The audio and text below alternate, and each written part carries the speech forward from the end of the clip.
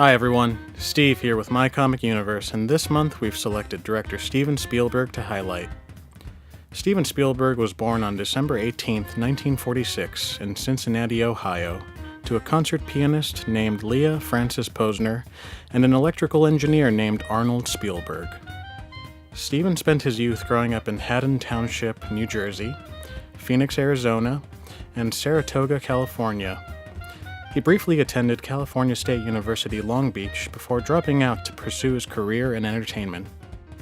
He started getting noticed for his work as an uncredited assistant editor on the classic Western Wagon Train in 1957.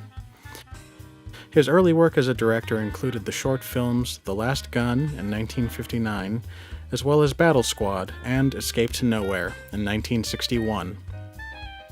Over the next several years, he'd direct such films as Firelight, a film about an alien invasion in a small town, and Amblin in 1968, which prominently featured the desert.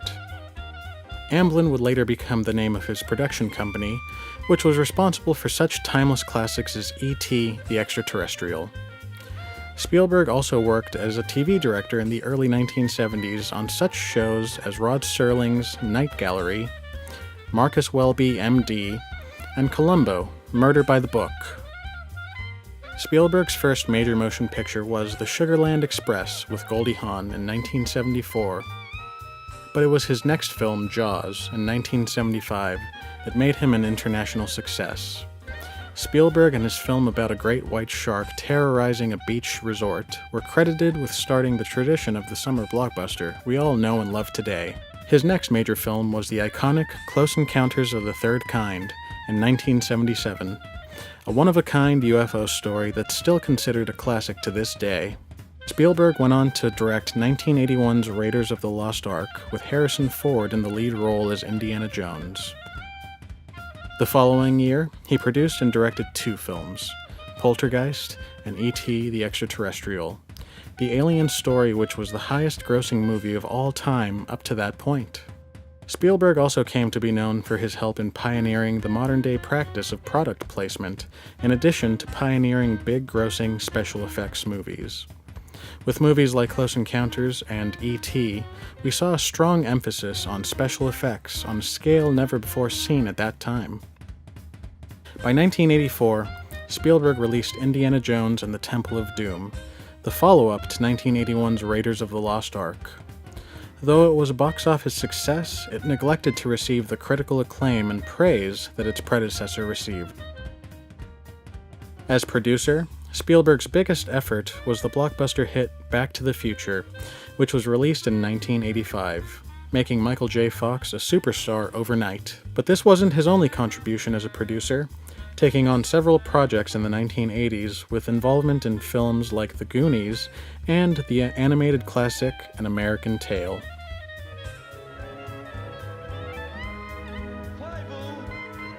He was even the mastermind behind the creation of the little monsters seen in the 1984 film Gremlins.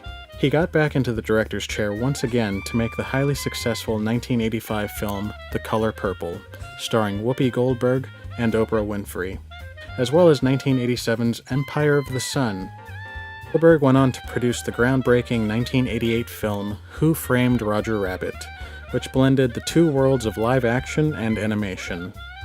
Following year, Spielberg made history once again as he produced and directed the films Always, Indiana Jones and the Last Crusade, and Back to the Future Part 2, all of which were critically acclaimed major box office hits.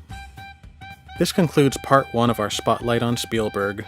Part 2 will examine the remainder of Spielberg's career spanning the early 1990s all the way up to the present day.